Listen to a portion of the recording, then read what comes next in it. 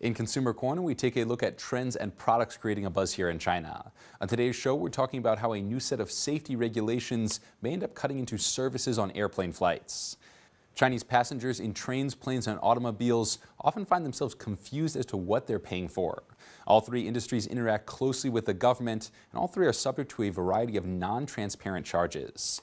Train tickets came into the public spotlight when outrage over mandatory insurance charges finally led to the cancellation of the fees.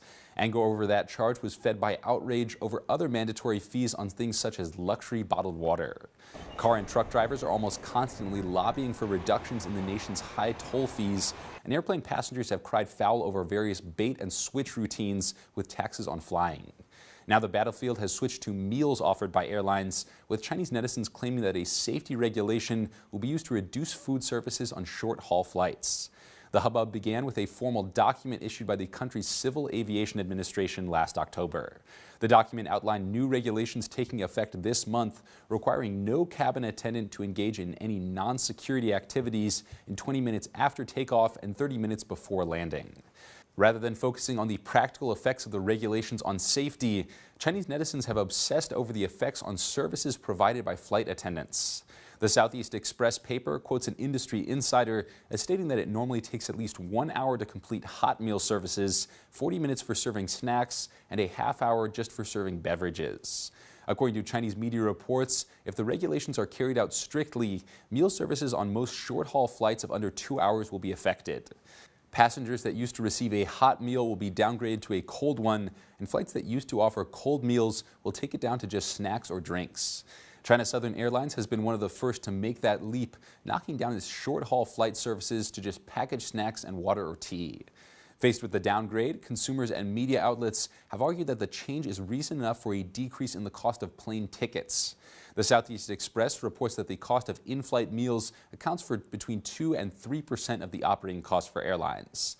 Netizens have been arguing that the drop in costs is reason enough for a corresponding decrease in airline fares, but industry insiders say that is unlikely.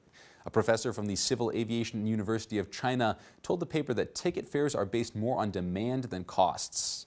He predicted that ticket prices would remain unchanged despite the downgrade in services. Airlines have likely calculated that demand for airline services is unlikely to change with the addition or subtraction of a hot meal. That math may be correct, but airlines are also learning the cost of angering a crowd of Chinese airline passengers. The past few months have seen several high-profile incidents of passenger misbehavior and outright rebellion over treatment by airlines. This month at an airport in Kunming, several airline counters were smashed by customers furious over the grounding of several airplanes due to smog. That followed up on an October incident where a combined Australian-Chinese crew on a Jetstar flight was literally held hostage by passengers in Shanghai. The flight, originally destined for Beijing, had been diverted to Shanghai, and the passengers refused to let the crew go until they received sufficient guarantees that their last leg of the trip to Beijing would be fully taken care of. The passengers corralled the crew and its Australian captain for 6 hours in the airline arrivals section until the issue was resolved. Things haven't gotten nearly so bad yet over the meals issue, but as usual, online microblogs and message boards are buzzing with reaction to the changes. One netizen said Chinese passengers used to making themselves at home on trains would take matters into their own hands on planes. Poster Zeng Guanglu wrote, "Not serving hot meals anymore? Don't you think the angry and hungry passengers are going to turn the cabin into a steam house for instant noodles and stuffed buns?" A netizen took it a step further and wrote, "Why not withdraw some of the cabin attendants as well? As long as there is no service to be provided, why do there have to be so many stewardesses on a plane? One each to guard the front and back entrances is more than enough." Finally, one commentator stood up for the regulations and the stewardesses that work the aisles. Quote, "If reactions from passengers are really this big, then that proves that airlines were already putting too much into these food services on flights. The main responsibility for cabin attendants is to manage the safety of passengers. With air crews already working 2 short-haul flights a day, canceling the services will reduce the number of employees needed and give them time to rest. That way they'll serve people better. I think the new regulations are not a bad idea for those involved."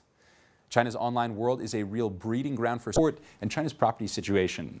Poster Lansi 2008 Jing wrote, "The data shows we are still not there when it comes to housing prices and international standards. Real estate magnates have to keep on trying." Another netizen predicted a continuation of the long-term trend in housing prices.